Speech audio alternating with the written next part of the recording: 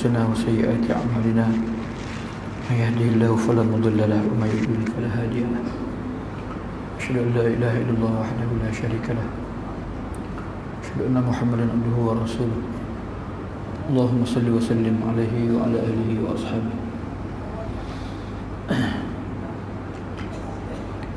Assalamualaikum warahmatullahi wabarakatuh.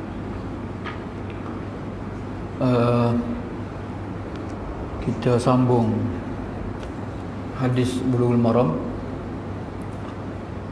Kita sambung tajuk baru muka surat 727, Babu At-Tarhib min Masawi'il Akhlaq, iaitu bab peringatan daripada akhlak-akhlak yang buruk. At-Tarhib, peringatan ataupun amaran lah daripada akhlak-akhlak yang buruk. Jadi sebelum ni kita baca berkenaan dengan akhlak-akhlak yang mulia dah. Jadi di samping kita menghiaskan diri kita dengan akhlak yang mulia, kita juga kena jauhkan diri daripada akhlak yang buruk, supaya tak campur antara perkara baik dan perkara yang buruk. Sebelum kita baca hadis malam ni, kita tengok 3 hadis yang lepas. Yang pertamanya hadis berkenaan dengan bertaubat dah. Kullu bani Adam khata'un wa khairu khata'ina at-tawwabun. Setiap anak Adam melakukan kesalahan, dan sebaik-baik orang yang melakukan kesalahan ialah orang yang banyak bertaubat, bersegera bertaubat. Di panjang lebar tersebut berkenaan dengan pembahagian dosa dan berkenaan dengan cara bertaubat yang betul. Yang keduanya, anak Anasin qala Rasulullah SAW, as-samtu hikmatun wa qalilun fa'iluhu. Diam itu hikmah dan sedikit pelakunya. Maksudnya antara perkara yang kita kena kawal ialah percakapan dia. Percakapan kena kawal. Dan itu tanda seorang itu beriman kepada Allah, dia jaga lidah dia. Dan hadis sebelum tu ialah berkenaan dengan tidak ada bekas yang paling teruk, paling buruk yang dipenuhi oleh manusia lebih daripada perut dia. Jadi hadis malam ni hadis yang baru, hadis yang ke 1525. An Abi Hurairah radhiyallahu anhu qala Rasulullah sallallahu alaihi wasallam, iyyakum wal hasada fa innal hasada ya'kulul hasanati kama ta'kulun narul hataba. Akhrajahu Abu Daud.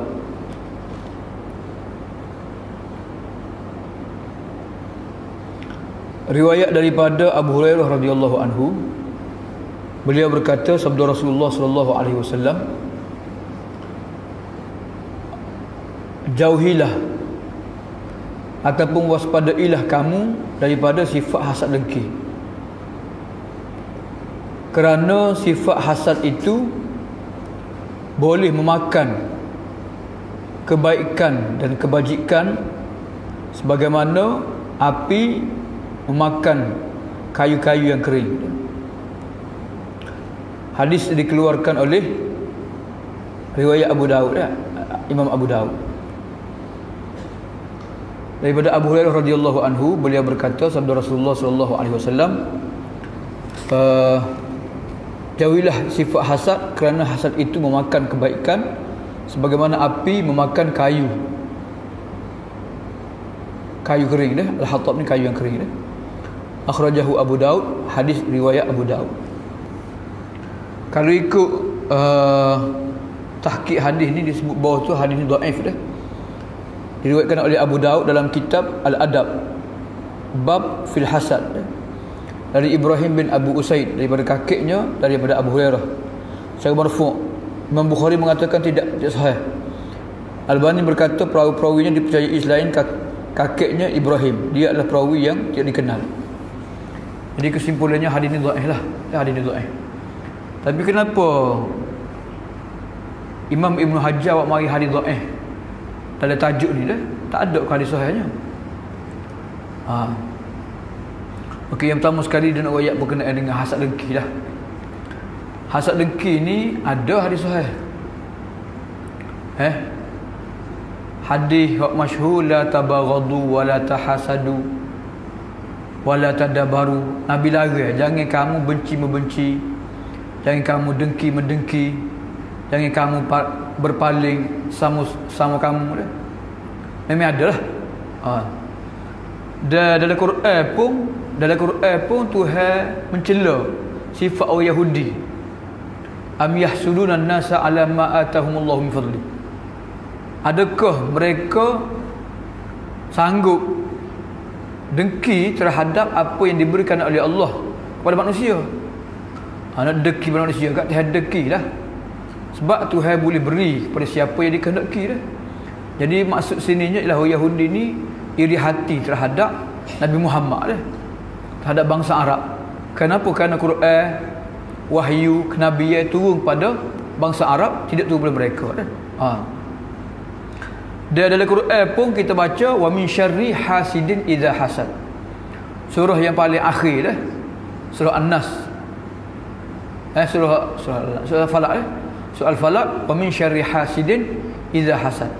Dan aku juga berlindung daripada kejahatan orang yang berdengki bila dia berdengki. Jadi dalam kitab Riyadhus Shalihin, Imam Nawawi tulis tahrimu al-hasad, bab haramnya sifat hasad dengki. Sebab itulah ulama sebut dengki ni punca maksiat yang pertama berlaku. Iblis tak sujud Nabi Adam kerana dengki lah. Dah. Dia dengki, akhir timbul rasa sifat takabur, sombong, akhir dia tidak mahu sujud dan akur terhadap perintah Allah dah. Jadi akhirnya iblis dihalau, dilaknat oleh Allah. Begitu juga pembunuhan yang pertama berlaku atas muka bumi. Watlu alaihim naba abnai adam bil haqq. Bacalah kisah dua anak Adam, Qabil Habil. Dengki juga yang menyebabkan salah seorang mereka bunuh saudaranya, adik-beradik sendiri. Bunuh dah. Pembunuhan yang pertama, hasad dengki. Kemudian ikhwatu Yusuf, adik-beradik Nabi Yusuf, sanggup dia pisahkan Nabi Yaqub dengan Nabi Yusuf kerana sifat hasad dengki. Dah. Dia sanggup kecik ayah dia, dia tipu ayah dia, bawa Nabi Yusuf masuk dalam hutan, tuai laga sehingga terpisah. Tu dah. Jadi tu cerita-cerita dalam Quran berkenaan dengan hasad dengki. Dan wa min syarri hasidin idza hasad ni, dengki ni sehingga orang Yahudi ni mereka sihir Nabi. Sihir Nabi. Wa min syarri hasidin idza hasad ni, ki dengki dah orang sihir ni. Sihir orang supaya tu orang tu sakit, supaya kedar dia tu tak laku, dak supaya macam-macam lah. Kawan ni jadi lemah semua sekali dah. Wa min syarri hasidin idza hasad. Jadi berat dah. Apa dia sifat hasad dengki ni boleh merosakkan seseorang dah. Okey, pengajaran hadis dah. Yang pertama sekali, dalam hadis ni peringatan dan amaran daripada sifat hasad dengki. Dia wajib melawan sifat hasad dengki. Memang dengki ni setiap orang ada. Setiap orang tu ada sifat hasad dengki, ada. Cumanya adakah dia ikut, dia melaksanakan sifat dia ataupun tidak dah. Jadi kalau mari telitah sifat hasad dengki tu, kita lawan. Kita jangan patuh, jangan ikut. Jangan ikut lah. Dan wujudnya keberadaan hasad dengki itu boleh menghilangkan kebaikan, bahkan membatalkan pahala-pahalanya. Sebagaimana api boleh memakan rumput-rumput yang kering, boleh memakan kayu-kayu yang kering dah. Sehingga menjadi arang dan abu dah. Yang kedua, dengki yang dilarang di sini ialah seseorang melihat nikmat Allah berada pada orang lain. Jadi dia bercita-cita kalau boleh hilang nikmat daripada orang itu, boleh ke dia. Atau paling kurang tak boleh ke dia, tak apa, asal kau hilang. Kalau hilang dia mak suka benar dia. Tak. Tu hasad dengki. Dan dengki tak kira siapa dia dah. Dah, dia tak kira apa dia. Orang agama pun kena juga dengki ni. Siapa dia pun kena hasad dengki dah. Sebab itulah cerita adik-beradik Nabi Yusuf tu. Adik-beradik Nabi Yusuf tu sahabat tu dia tu. Darjat dia tu sahabat. Mana sahabat tu buat dosa, tidak mustahil sahabat buat dosa, tak? Ali bin Abi Yusuf sahabat lah. Dia punya darjat dia tu. Hasad yang dikeji oleh Al-Quran dan Sunnah ialah sebagaimana Tuhan sebut dalam surah An-Nisa ayat 54, am yahsudunan nasa ala ma atahumullahu min fadli. Adakah patut mereka berdengki terhadap manusia kerana apa yang diberikan oleh Allah kepada mereka daripada kelebihan. Itu yang keji orang Yahudi yang hasad dengki terhadap Nabi dan sahabat-sahabat. Dalam Musnad Imam Ahmad dan Sunan Tirmizi daripada hadis Zubair bin Awam, Nabi SAW, Nabi sebut, dabba ilaikum da'ul umami qablakum, telah menyerap pada kamu, dalam diri kamu, penyakit umat-umat sebelum kamu, iaitu penyakit hasad dengki, wal baghdha, dan kebencian. Hiyal haliqah, dia boleh mencukur, boleh menghapuskan. Mencukur ke dia? Haliqatud din, boleh menghapuskan agama. Jadi habis amalan-amalan agama kita, pahala-pahala kita habis leceh. Sebab apa? Sebab disebabkan oleh hasad dengki. Pada hasad dengki itu terdapat banyak kesan yang buruk dah.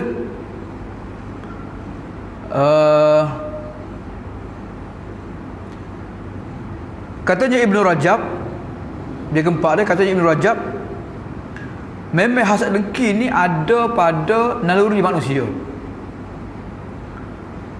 Manusia tak suka orang lain mengatasinya pada apa-apa kelebihan. Kalau boleh dia nak atas kali.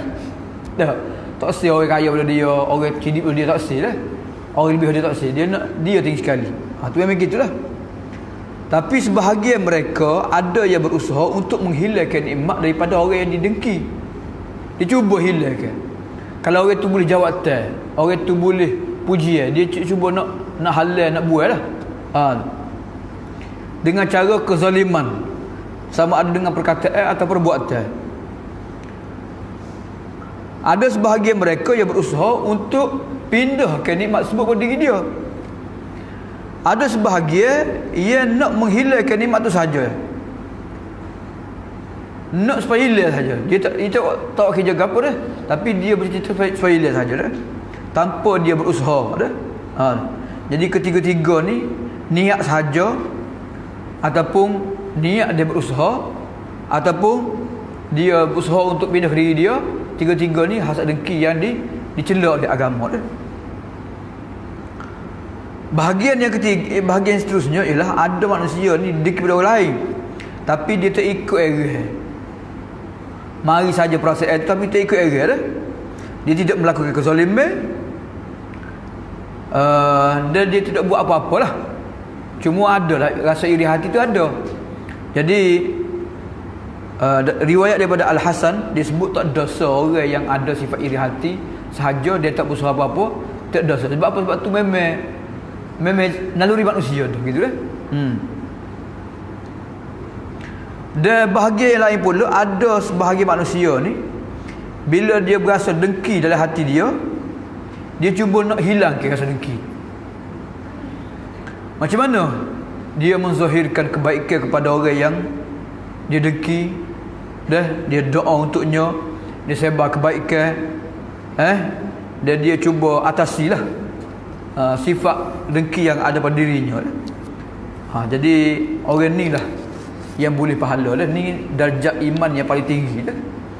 Sebab apa? Sebab la yu'minu ahadukum hatta yuhibba li akhi. Tidak beriman seorang kamu sehingga dia mengasihi untuk dirinya apa yang dikasihi untuk saudaranya. Sehingga dikasihi untuk saudaranya apa yang dikasihi untuk dirinya. Itu darjat paling tinggi sekali lah.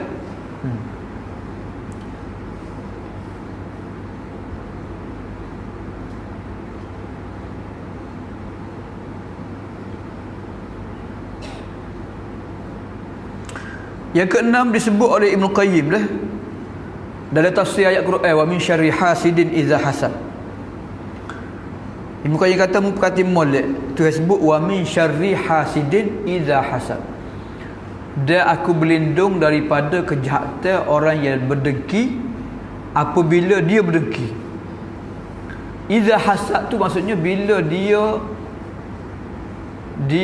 ikut dia melaksanakan sifat dengki dia tu.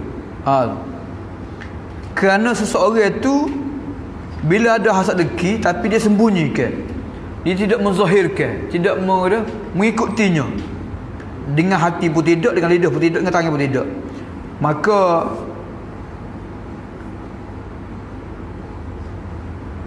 dia tidak menggauli saudaranya kecuali dengan apa yang Tuhan suka dah.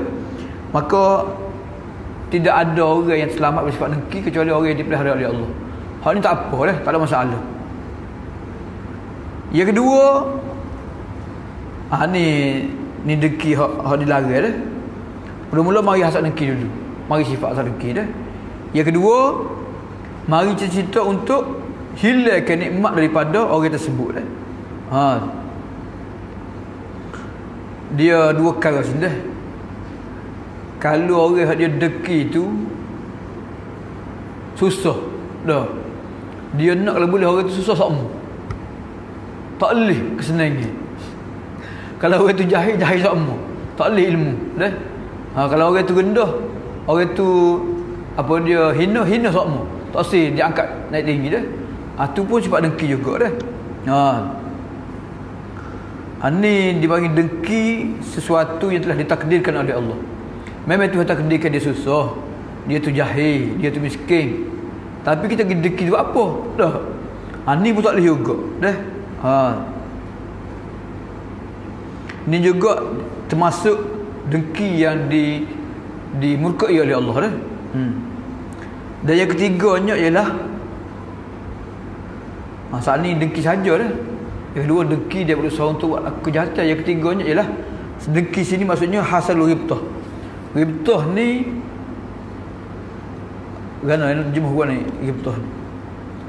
Ghibtah ni kita nak serupa dengan orang tu. Jadi dua perkara ni. Ghibtah ni tamanni an yakuna lahu misla hal mahsud. Dia nak menjadi seperti orang yang dia dengki. Tu. Tanpa nikmat tersebut hilang daripadanya. Kau itu kaya, aku nak kaya tak dah. Dengki dia kaya, aku nak kaya tak dah. Sebagaimana cerita Tuhan sebut kaum Nabi Musa. Ya laitalana misla ma utiya Qarun innahu ladzu hazzin azim. Bila mereka melihat Qarun ni kaya raya, Qarun kan dia boleh tukar besi jadi emas. Ya laitalana misla ma utiya Qarun. Alangkah baiknya kalau kami ni boleh kekayaan sebagaimana kayanya Qarun. Jadi dia nak kaya macam Qarun juga. Dia dengki Qarun ni kaya, dia kaya juga dia. Jadi hak tu dipanggil dunia lah. Hak selaginya hak agama dia, kita tengok orang tu alim, orang tu jauh, kita nak jauh macam dia juga, nak alim macam dia juga. Tak apa. Nabi sebut la hasada illa fisnatain. Tidak boleh hasad dengki kecuali dua perkara. Rajulun atahullahu malan, seorang lelaki yang Tuhan bagi harta, maka dia gunakan harta dengan cara yang benar. Maka kita dengki dia, kita nak tiru macam dia juga. Tak apa. Ataupun rajulun atahullahul hikmata, orang yang Tuhan bagi ilmu, kemudian dia gunakan ilmu dia. Kita pun nak ilmu macam dia juga, nak guna ilmu macam dia juga dah. Itu pun tak apa juga dah. Hal tu dibenarkan, bahkan digalakkan dah. Bagi ghibtah dia panggil dia ghibtah.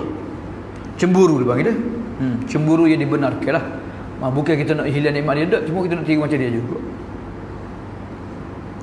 Katanya Imam Ghazali, dengki merupakan penyakit-penyakit yang kronik lah. Antara penyakit yang berat lah dalam hati lah. Dan tidak ada ubat bagi penyakit hati kecuali dengan ilmu dia aman. Ilmu yang bermanfaat dah. Untuk penyakit hasad dengki ialah dia dengki ni gini sebenarnya. Dengki ni sebenarnya punca dia kerana orang tu tidak redha dengan apa yang Tuhan beri pada seorang. Dia makan rezeki tu bukan ambil orang kita. Hak Tuhan bagi dia dah. Tak ada sikit pun rezeki kita diambil, tak ada. Tak kan? Kita deki apa? Tu bahagia dia dah, tu bagi dah. Dia tu bagi kelebih untuk dia. Tak tahu lagi banyak gapo dia tu tarik, gapo dia tu bagi kelemahan, banyak lagi dah. Tak nampak. Jadi kita deki dia dah.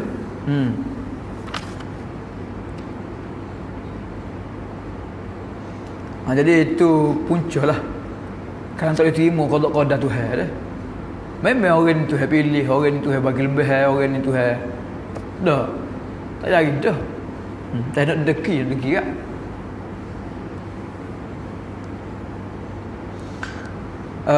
Amalan yang bermanfaat iaitu kita cuba melawan hasad dengki, dan kita buat tadilah, kita buat baik kepada orang kita dengki, kita doa untuk dia dan kita sebarkan kebaikan dia dah.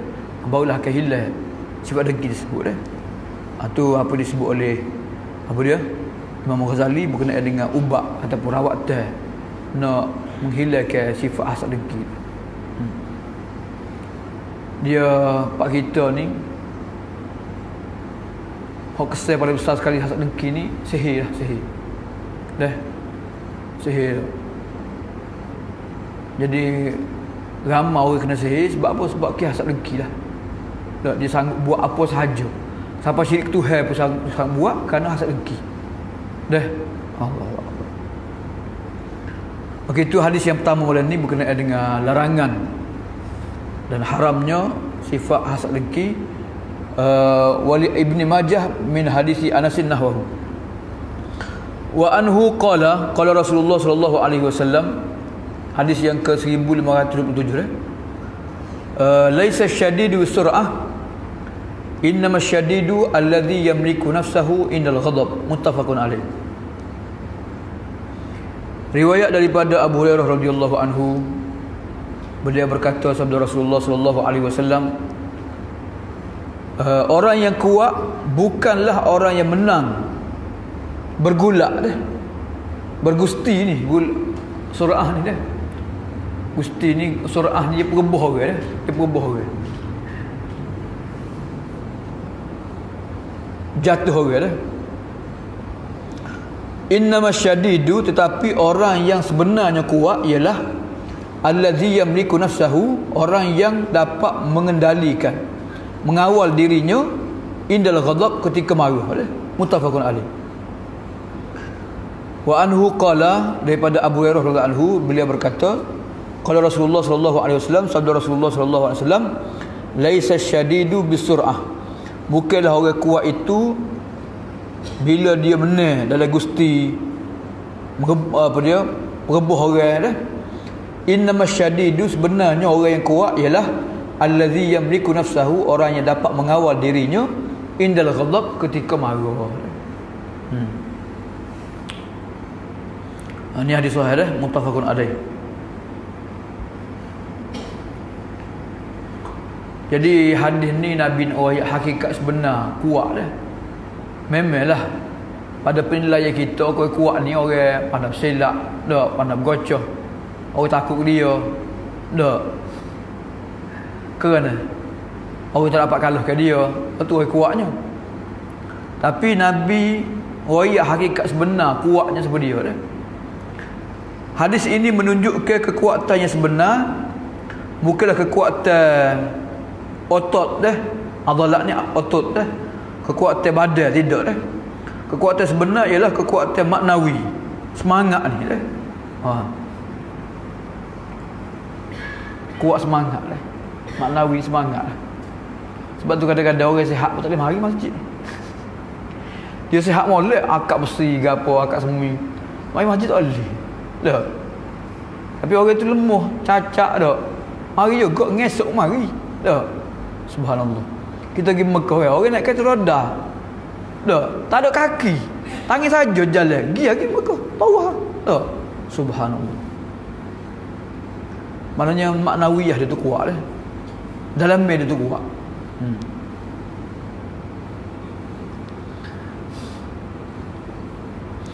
Bukanlah orang yang kuat orang yang selalu dapat mengalahkan orang lain dah, dalam bergusti bergocoh dah.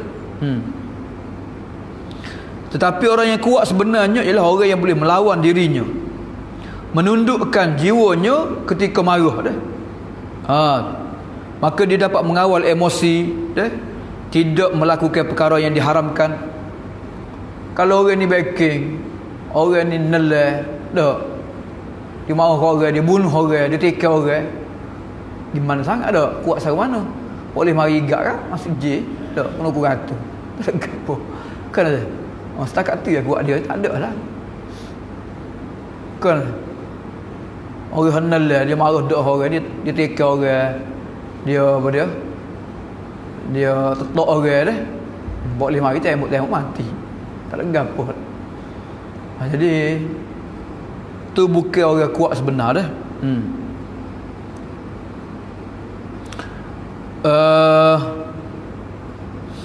Dia dapat mengawal lidahnya, dia tidak mengucapkan dengan perkataan yang diharamkan, sama ada sumpah seranah, laknat, menuduh atau sebagainya. Yang kedua, dalam hadis ni Nabi sebut sifat marah tu merupakan naluri dah, perasaan manusia. Bila ada benda yang boleh membangkitkan kemarahan, maka dia boleh menggerakkan nafsunya daripada dalam, sehingga dia nak mengapa-apakan orang lain lah. Jadi orang yang boleh menyekat, yang boleh menghalau dah, mampu bertahan ni, orang itulah yang kuat sebenarnya dah.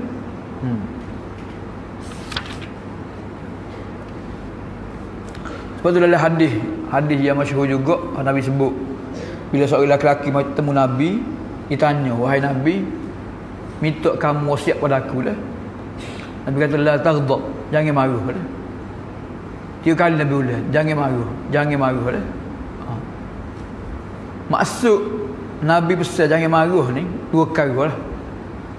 Yang pertama, Nabi suruh kita ni bersifat dengan sifat lemah lembut, bersabar dah, tenang dah, tahan diri daripada menyakiti orang, memaafkan, bersifat malu dah, tahan apa kemarahan kita dah, memaafkan orang lain. Itu sama maksud dia. Maksud yang kedua lah taghdab juga, maksud dia nya jangan ikut error. Jangan ikut error kemarahan kita tu. Sebab kalau ikut error kat macam baru ni kita sebut ni lah, sifat kebinatangan, sifat apa dia, orang kebinatangan macam-macam lah. Dia nak bunuh orang, dia nak terkek orang, dia nak makan orang, macam-macam lah. Sebab itulah bila sifat marah ni tenang, barulah kita boleh berfikir dengan waras. Allah sebut walamma sakata Musal ghadabu akhadhal alwah. Bila Nabi Musa tenang pada sifat marah, maka dia ambil semula kepingin Taurat dah. Nabi Musa klik daripada munajat, tengok Bani Israel semua hendak lembu, dia lepas kepingin Taurat kan. Jadi dia pegang janggut apa dia Nabi Harun, dia tarik dak. La ta'khudh bil lihiyati wala bi ra'si, jangan tarik janggut aku, kepala aku dah. Jadi walamma sakata Musal ghadabu akhadhal alwah. Nabi Musa tenang pada kemarahan, barulah dia ambil semula Taurat, dia baca semula, dia tengok semula, barulah dia boleh sampai ke semula apa dia. Kemudian yang keempatnya, dalam hadis ni juga kelebihan sifat lemah lembut dan bersabar dah. Firman Allah dalam surah Ali Imran ayat 134, wal kaziminal ghaidha, dan orang-orang yang menahan sifat marahnya. Dalam surah Asy-Syura ayat 37, wa idza ma ghadibu hum yaghfirun, bila mereka bersifat marah maka mereka dapat memaafkan. Tu hai puji dah, orang yang bersifat menahan marah dan boleh memaafkan orang. Ada satu hadis Nabi sebut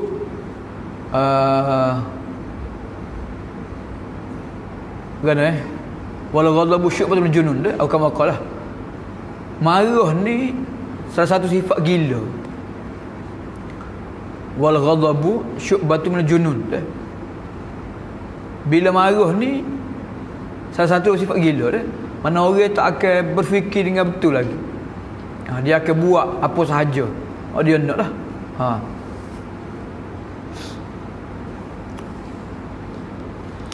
Dalam satu hadis Nabi sebut kelebihan dah orang yang menahan marah. Wa an Muaz bin Anas al-Juhani an Rasulullah sallam qala man kadhama ghaizan huwa qadirun ala an yunfizahu da'ahu Allahu ala ru'usil khalaiq wa yukhayyiruhu min ayil huri sya'a. Sesiapa yang dapat menahan kemarahannya sedekah dia mampu ikut melaksanakannya dah. Dia boleh buat apa dia nak tapi dia tahan juga. Maka Tuhan akan panggil dia pada hari kiamat depan khalayak ramai. Tuhan akan bagi pilihan kepadanya. Hak mana bidari kamu nak ambil dah. Dak. Depan pilih mana semua nak dah. Itu antara hadis sahih lah, ia berkenaan dengan kelebihan orang yang menahan marah dah. Sebab itulah antara sahabat yang backing juga Umar Al-Khattab. Umar Al-Khattab bila lagi bila orang ni tak betul ikut agama kat Umar marah lah. Nabi Umar marah serupa lah. Tapi Umar ni kalau orang sebut ayat Quran wa kana waqafan inda kitabillah, dia beri selalu dah. Kalau orang sebut ayat Quran dia berhenti selalu Umar dah. Beri emergency dah.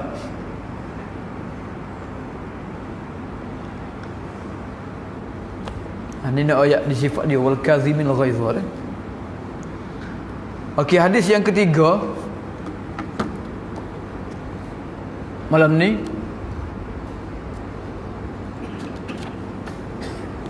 wa an ibn Umar radhiyallahu anhuma qala Rasulullah sallallahu alaihi wasallam az-zulmu zulumatun yaumal qiyamah muttafaqun alaih. Wa an Jabirin radhiyallahu anhu qala Rasulullah sallallahu alaihi wasallam ittaquz zulma fa inna zulma zulumatun yaumal qiyamah wattaqus syuha fa innahu ahlaka man kana qablakum. Akhrajahu Muslim. Dua hadis dah tu baca dah sekaligus sebab hadis yang sama. Hadis yang ke 1528 daripada Ibnu Umar radhiyallahu anhuma, beliau berkata sabda Rasulullah sallallahu alaihi wasallam, kezaliman adalah kegelapan-kegelapan pada hari kiamat. Hadis muttafaqun alaih. Daripada Jabir radhiyallahu anhu, beliau berkata sabda Rasulullah sallallahu alaihi wasallam, jauhilah kezaliman, kerana kezaliman itu kegelapan pada hari kiamat. Dan jauhilah sifat bakhil, kikir, kerana ia telah membinasakan orang-orang umat sebelum kamu, sebelum kalian. Hadis riwayat Muslim.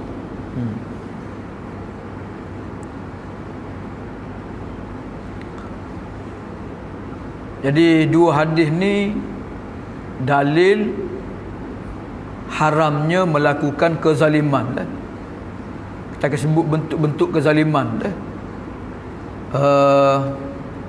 Zalim di sini merangkumi zalim semua sekali lah. Yang paling besar sekali zalim maksudnya syirik pada Allah. Inna syirka la zulmun azim. Syirik kezaliman yang sangat besar. Dalam hadis kursi Allah berfirman, ya ibadi inni haramtu zulma ala nafsi wa ja'altuhu bainakum muharrama. Wahai hamba-hambaku, aku telah haramkan sifat zalim ke atas diriku, dan aku jadikan zalim itu haram di antara kamu. Katanya Ibn Rajab, zalim ada dua jenis. Pertama, zalim terhadap diri sendiri. Wa ma zalamahumullah walakin kanu anfusahum yazlimun. Allah tidak menzalimi diri mereka, tetapi mereka sendiri yang menzalimi diri mereka. Menzalimi diri ini paling besar sekali syirik. Kerana orang musyrik itu menjadikan makhluk setara dengan pencipta. Dia telah meletakkan sesuatu bukan pada tempatnya. Kemudian barulah diikuti oleh perbuatan-perbuatan maksiat yang bermacam-macam lah. Rasulullah SAW sama sekali. Yang kedua, zalim maksudnya kita buat aniaya terhadap sesama manusia atau makhluk yang lain, binatang ke, tak? Sama ada pada dirinya atau pada hartanya atau pada maruahnya. Nabi sebut dalam khutbah dia, Nabi sebut lagi khutbatul wada', hajatul wada'. Nabi sebut lagi khutbah terakhir Nabi dah. Ketika hajatul wada', Nabi kata, inna dima'akum wa amwalakum wa a'radakum alaikum haramun ka hurmati yaumikum hadha fi syahrikum hadha fi baladikum hadha. Sesungguhnya harta-harta kamu, sesungguhnya darah-darah kamu, harta benda kamu, maruah kamu dah, haram kamu mencerobohinya seperti haramnya hari ini dah. Mana hari Arafah lah. Tak boleh buat, tak boleh apa dia langgar, apa dia kesalahan pada hari Arafah. Fi syahrikum hadha, pada bulan kamu ini, pada bulan haji lah. Fi baladikum hadha, di negeri kamu ini, di Mekah dah, tanah haram. Dalam hadis Sahih Bukhari daripada Abu Hurairah anhu, Nabi kata, man kan indahu mazlimatun, sesiapa yang ada melakukan kezaliman pada saudaranya, maka hendak dia minta halal sebelum diambil kebaikannya, kamu dia diberi kepada saudaranya. Fa illam yakul lahu hasanah, kalau tidak ada kebaikan, maka dia ambil kejahatan, dosa orang lain, tak dapat dia, akhirnya dihumbai dengan aku. Jadi al-mazlimah ni Nabi suruh kita minta halal dan minta pelepah sebelum pada kita apa dia mati, dan sebelum kita sampai di akhir nanti dah. Okey, dalam hadis ni juga at-tahzir dah, peringatan dan amaran daripada sifat zalim, dan Nabi suruh kita menjauhinya. Kerana akibat buruk daripadanya pada hari kiamat dah. Orang mukmin akan mendapat cahaya dengan iman mereka. Doa kan, Rabbana atmim lana nurana, wahai Tuhan, sempurnakanlah untuk kami cahaya kami. Bila kita duduk di pada mahsyar, lalu kita sirat, kita akan dapat cahaya, cahaya iman, cahaya sebelah kanan amal soleh dah. Tapi orang hak soleh ni gelap, depan pun gelap, kiri kanan pun gelap juga.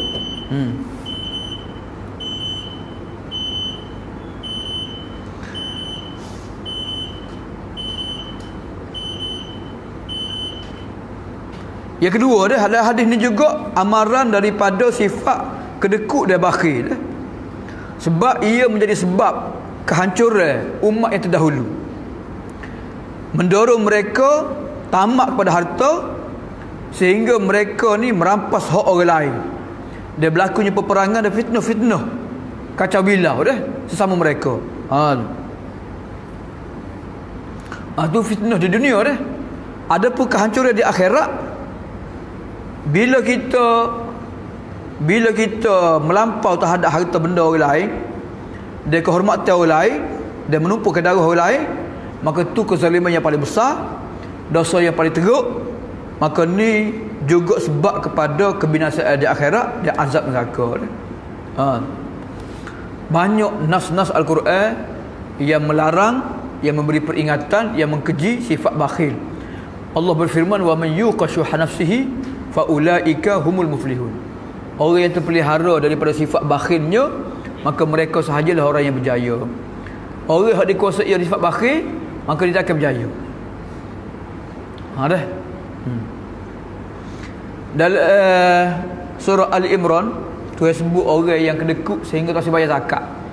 Wala yahsabanna alladhina yabkhaluna bima atahumullahu min fadlih huwa khairan lahum bal huwa syarrun lahum sayutawwaquna ma bakhilu bihi yaumal qiyamah. Janganlah orang yang bakhil dengan apa yang Allah beri kepada mereka itu menyangka baik untuk mereka, bahkan sifat bakhil itu buruk bagi mereka. Mereka akan dibelik dah dengan apa yang mereka bakhil pada hari kiamat. Mana harta tu akan jadi ular, akan belik mereka. Akan patut mereka dah. Dalam hadis Nabi sebut, la yadkhul jannata bakhilun, tak akan masuk syurga orang yang bakhil. Orang bakhil tak akan masuk syurga dah. Orang nakut masuk syurga juga. La yadkhul jannata jabanu wala bakhilun. Dalam hadis dah Nabi sebut tak akan masuk syurga orang nakut dengan orang yang bakhil. Masuk dah. Orang nakut ni tak segi perih dah. Macam orang munafik dah. Memang sebab penakut tu ada belakang. Tapi siapa kau ikat dia tinggal kewajipan jihad dak. Menyebabkan dia buat macam-macam alasan tak ikut Nabi, maka Nabi kata la yakul jannah bakhilun wala jaban dah. Sebab itulah yang terakhir dah. Yang terakhir Nabi sebut Allah paling marah 3 jenis manusia dah. Asy-syaikhuz zani, orang tua yang berzina. Yang kedua, al-bakhilul mannan, orang yang kedekut lagi mengungkit-ungkit. Dia wis sikit dia ungkit banyak dah. Dia wis sikit dah. Yang ketiga, al-musbil, al-mukhtal, orang yang melabuhkan pakaian dan dia bangga-bangga dengan kekayaan dia dah.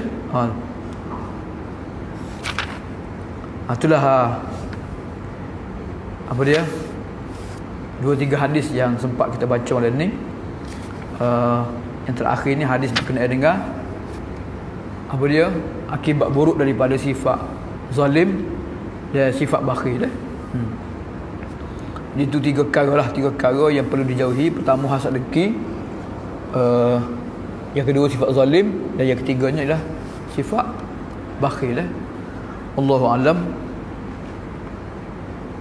Jadi kita hari ni hari Isnin dah. Ada 2-3 hari lagi kita akan menyambut Idul Adha, dan jangan lupalah hari Khamis, hari Arafah, hari yang kita apa dia? Sunat berpuasa, dan puasa yang paling afdal selepas puasa Ramadan. Dan begitu juga kita bertakbir dah bermula pada subuh hari Arafah, hari Khamis dah. Sehinggalah hari tasyrik dah, hari yang ke 13 Zulhijjah dah. Jadi itu hari-hari yang besar amalannya. Dan kalau tengok dalam Facebook ni, dia tunjuk di Masjid Nabawi sekarang ni pun takbir dah benarnya. Dah cuma takbir ghair muqayyad lah. Jadi kita disunatkan banyak bertakbir. Allahu akbar, Allahu akbar, la ilaha illallah, Allahu akbar, la ilaha illallah. Bisa jadi Rasulullah ala Muhammad wa ala alihi wa barakatuh wasallam. Alhamdulillah.